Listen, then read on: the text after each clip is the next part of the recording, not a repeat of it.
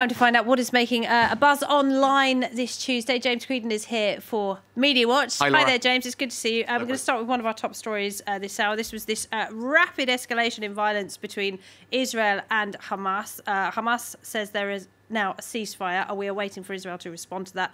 460 rockets fired from Gaza into Israel. Israel responding with airstrikes. And yesterday, one of those airstrikes hit the Aqsa TV channel, which Israel says is basically Hamas's propaganda arm. Right. So interesting to look at the kind of comment around that, whether or not it's being viewed as propaganda. The Times of Israel, Israeli strike levels headquarters of Hamas-affiliated TV station, and for them it's clear that Al-Aqsa was used for military activities, including sending messages to terror operatives. Various tweets then from within Gaza showing the images of the strike. That they were warnings were sent out in advance, and there was one death, but many more people in the building evacuated before that. Let the world witness the moment Israeli warplanes bombed a press building in Gaza. So from this person's point of view, this is an attack on the media, an attack on the press.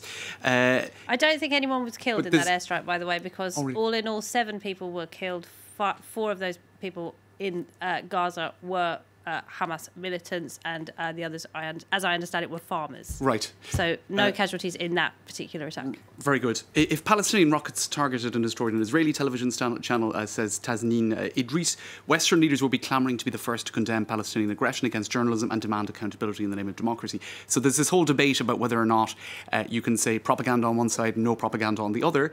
But lots of then people pointing to, I suppose, clear evidence that there was a lot of quote-unquote propaganda coming out of this television station. For years, Hamas terror TV Al-Aqsa has been spreading propaganda, anti-Semitism and hatred amongst Gaza residents and children. Tonight it became a nice future parking lot with minimal damage to nearby residential buildings.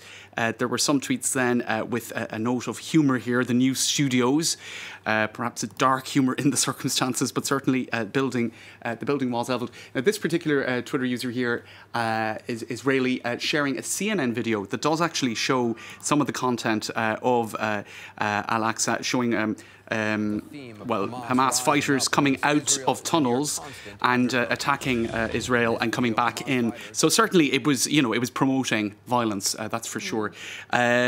Elsewhere, this is a political scientist in Italy, Saverio Leopardi in Bologna.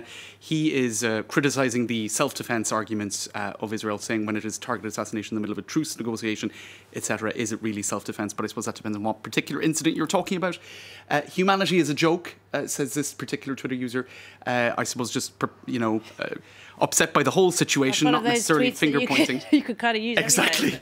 And just to finish with, this is Palestinian journalists condemn Israel targeting of journalists in the Gaza Strip. This is the Gulf Times, but it must be said that organisations such as the Committee to Protect Journalists, that there was an appeal. This was from in Istanbul that they gathered.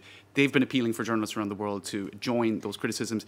There has been some degree of hesitation, probably because the arguments that Al-Aqsa was engaged in kind of military type activity are persuading some. In any case, the Committee to Protect Journalists remaining silent. And in either way, a comment just come in from the French President Emmanuel Macron, in fact, who has firmly condemned the rocket fire by Hamas and is calling for it to avoid all escalation. That is just coming in from the Elysee right now. Let's talking about the Elysee. Russian media outlets, Russia Today and Sputnik, may soon be back at the Elysee after they were banned by President Macron. That's right. I suppose we'll remember that this moment back in May of last year. This was at Versailles Palace.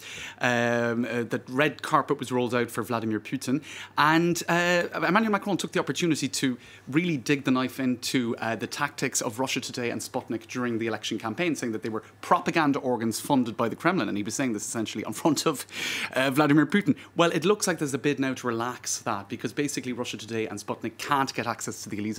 They can't follow Emmanuel Macron, generally speaking. But now, since the 11th of November, since the Armistice Day celebrations in Paris, that is no longer going to be the case. The CSA, which is the Conseil Supérieur de l'Audiovisuel, which is the, I suppose, media watchdog in France, has already given them a license to operate in France. So I suppose the Elysee... They have a French channel, right?